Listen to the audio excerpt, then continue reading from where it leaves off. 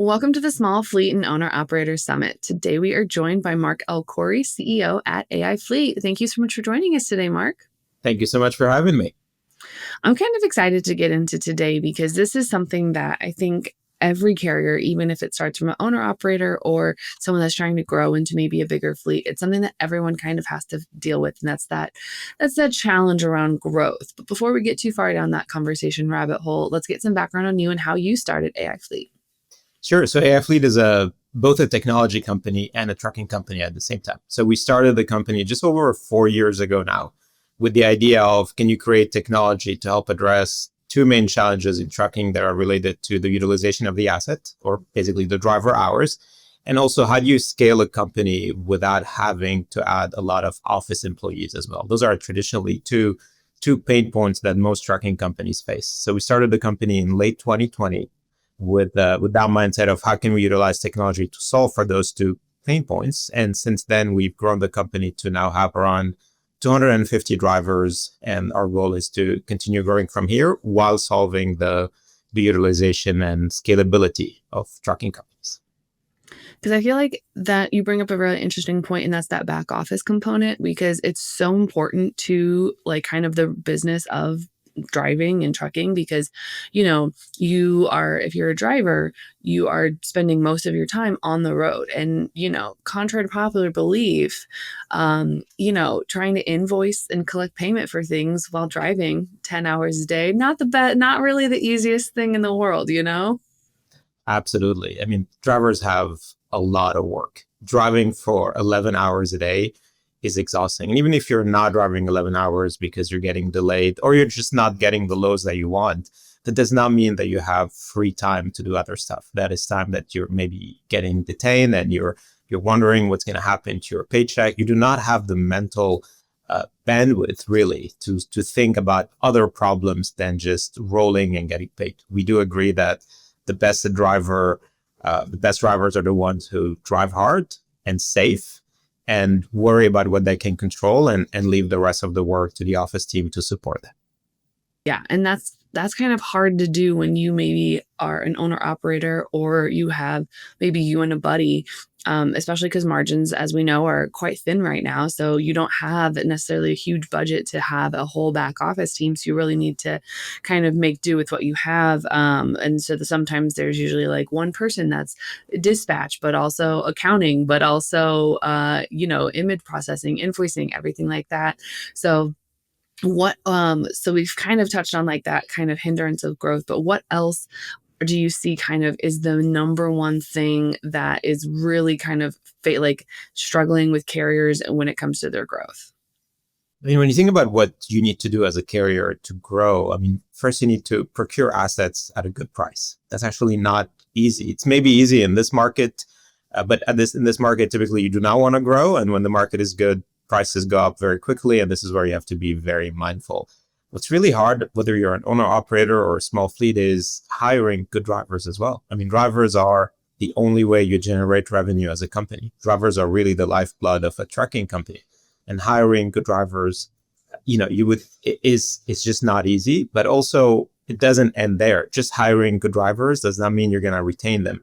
You need to hire enough customers to support them so that you're able to pay the drivers appropriately. You need to make sure they're busy. And then importantly, you need to also hire the back office support to support the drivers. So there's really multiple pillars that are needed when you think about growing. Growing to 5 trucks is doable because usually you could do a lot of it with maybe one person in the office. As you start growing, challenges start happening. Now, one person cannot do all of these tasks. You need to start thinking about departments and handoffs, who's doing what and when. When do you need to have your after hours team start to support the drivers who are driving at night? Those are the challenges that only by growing you actually start truly seeing, whether you're a small fleet of 20 trucks or a growing fleet of a couple hundred trucks. And I think that's a really good point, because also if I'm a driver and, it's my kind of organization, it's my company, I don't necessarily have time while I'm driving to sit there and go, okay, well, like I need to look for operations team, or I need to look for this and this because I'm driving. And so at that point in time, it becomes like, do I need to go find someone to just kind of turn over the business so that way I can stay as a driver? Or do I need to step back from driving, hire a new one, and then go take more of like a managerial office, like a office administrative role? Which is fine, but it's just a matter of like most times drivers get into driving to not have to do that type of work. Absolutely. And it's a different skill. We as a company have had a lot of drivers ask us to have an office job. And oftentimes we are able to fulfill that request. We review their credentials. We check that they've had the experience, let's say in dispatch. But then many drivers, once they do take those positions, find that they do not enjoy it as much as driving.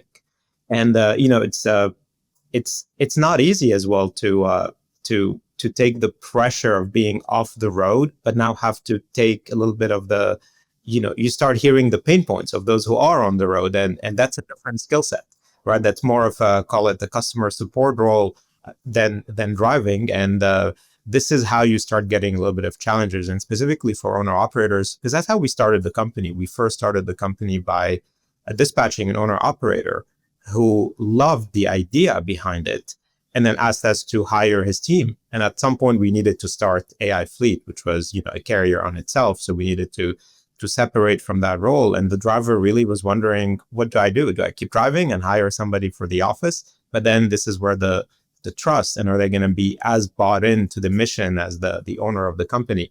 Those are all challenges that are related to growth. Oh, 1,000%, because you have to sit there and kind of, it's like that balance, it kind of almost makes me, it's the way that sometimes I feel about freight brokerage. And it's like, I would like to go back and do it for like a week. But then I don't want to do it anymore. So if I wish there was like a way that it's like when you sign up, you could just be like, I want to work as like a dispatcher for like a week or two and just have like a rotation. It's completely not helpful in any way, shape, or form for business, like consistency or anything like that. But it'd be cool if that was like how it could work, where you could be like, oh, I'm just going to go spend 2 weeks in the office and like just scratch that itch and then back out on the road. I actually agree with that. And we have had drivers who have asked us to do that. And we've often thought about it, because I think sometimes when you're an office employee, you do not feel the pain of being out on the road in traffic, getting detained. I mean, often as a driver, unfortunately, getting disrespected by whether it's facilities on the road, other drivers. It is good for office employees to see that. And it is good for drivers to also see what office employees go through. Right? We always think we have a cultural value at the company called building it together, because trucking often feels that it's a solo thing. It's just a driver on the road, but it's not. Anything that a driver does doesn't just impact the office team, it impacts the other drivers as well. Let's say they get into a compliance issue. Well, that doesn't impact just the driver, that impacts everybody else. And same for the office team. If they make a decision that maybe is not the optimal one, it doesn't just impact them, it impacts their drivers as well. Trucking is as much of a team sport as it gets. Yeah. And it's like that, like you said, it's like that illusion of a team sport where it feels so like isolated and everything like that. But everyone's actions have like that ripple effect that it affects the entire team. And you don't really know until someone makes a horrible decision. And then everybody's sitting there going, oh, okay, I guess we're going to fix this now. Absolutely. It is really, and that's why we say it's think of it as much more as a football team than it is a tennis game. Yeah. Right? It's a team. Trucking is all about team effort. Exactly. Speaking of that team work, a casual, no, I'm just going to throw a little bit of a humble brag out there for you guys. And that's because AI Fleet, you guys really do help drivers kind of get more miles out of their time on the road. Casually like 40% more than the industry average. Again, a little bit of a humble brag. So so how does this happen? Like, how do you get these extra miles out of driving and all of that? Because, miles are miles and hours of service are hours of service, but how do you guys really maximize those hours of service and, not have a driver stuck at a shipper for 500 hours? So that's a great question. And I would say, it's another thing about how we feel that the industry is often frustrating drivers, and why there's truck driving is just no longer a very popular job. First, it's a very hard job, but second, it's truck driving is one of the very few professions where how good you are, or at least how much money you make as a driver, depends on somebody else's competency. Rather depends on your dispatcher or on your planner. And that can be very, very frustrating. And so why is that hard? Why is it hard to get driver's miles? It's because there are just so many options. I feel like often we don't really think about how the trucking load assignment happens. When you think about it, if you have 10 loads and 10 trucks, there's actually around 3 million ways to think about which load goes on which truck. It's what we call a factorial problem. And that's just for a single day. Now, if you have 250 trucks as we do, we're talking about truly trillions upon trillions upon trillions of potential ways of making that driver to load match.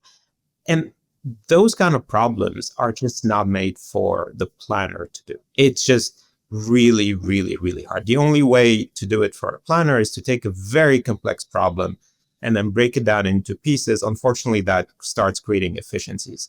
And that's why the average driver in the country actually drives under 1,400 loaded miles a week. Those are the numbers. And that means that every driver drives around 5 hours a day loaded, and the rest of their 6 hours is wasted. And so what we've done is that we've created the technology that looks into all of the loads that we have, whether there are customer loads or they come from brokers.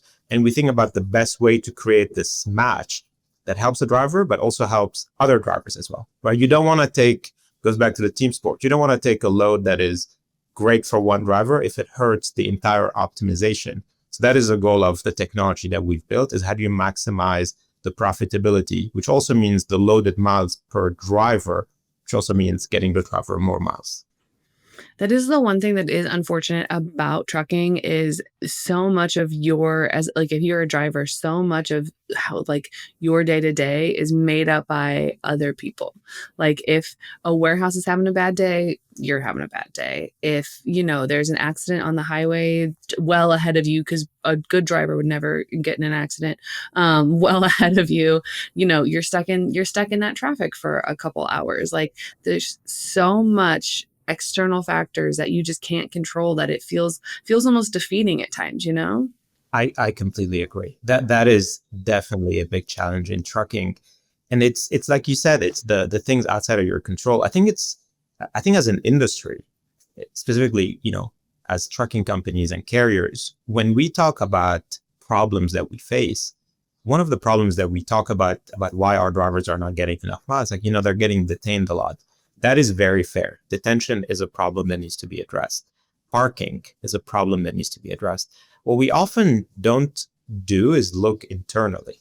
And when I ask other, truck companies, owners about why their drivers are not getting enough miles, it's often detention. Actually, the number one reason why drivers do not get enough miles is arriving too early to their appointment. That is the biggest reason why this industry gets just around 1,500 loaded miles a week. It goes back to that load assignment. Definitely detention is a problem. Deadhead is a problem. All of those are definitely happen. But you don't hear enough that dwell arriving too early to your appointment, even if you have a drop and hook, but maybe the load is not ready. We don't hear enough that is actually the biggest challenge. And that challenge happens by scheduling a load to deliver at 8 a.m. if you can arrive the day before at 12 p.m. And that challenge happens by giving a driver a load that maybe should have gone to a different driver with different hours of service. That is one of the biggest challenges that we face in the industry today.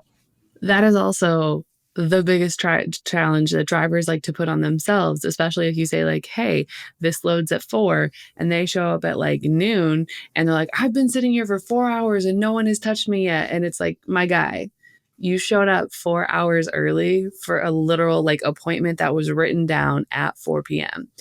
Of course you're not going to get paid for those hours because you showed up too early. You showed up too early, but this is where I'll put it a little bit on the office team. Appointments can be moved. And so if you're planning last minute, yes, you cannot move an appointment. If you know ahead of time that your driver is arriving at noon, reach out. Appointments are part of your responsibility as a carrier. Make sure that driver has the hours to arrive, because we do want our drivers to arrive as early as possible, because this entire scheduling issue is just so problematic. Because, to your point, Mary, if we arrive at 4 and now we're empty at 4:30. If it's a drop and hook, I'll call it 6. If it's a live load, and the driver has 10 hours left on their clock or whatever, 8 hours left on their clock, you need to find a facility that is now open at 6 p.m. and 7 p.m. that takes that driver, and 95% of facilities are closed by 5 p.m. This matching of load to load is just what makes the utilization challenge really big. And that's where technology comes into place, is to rethink how to schedule your appointments and how to rethink hours of service of a driver. Meaning assign that load to a driver who then needs to take their break at 6 p.m. That would be a much better load for the driver and for the company. 100%. I like that you guys have really put the emphasis on just kind of just changing how you think about things. It's not rocket science. Just, maybe if somebody's done early, we just swap them. If there's 2 loads and one's available earlier, we just flip flop them around. But that's fantastic. Thank you so much for joining us today, Marc. Stay tuned for the rest of the incredible content we have coming away for the summit. Thank you so much. Great to be here.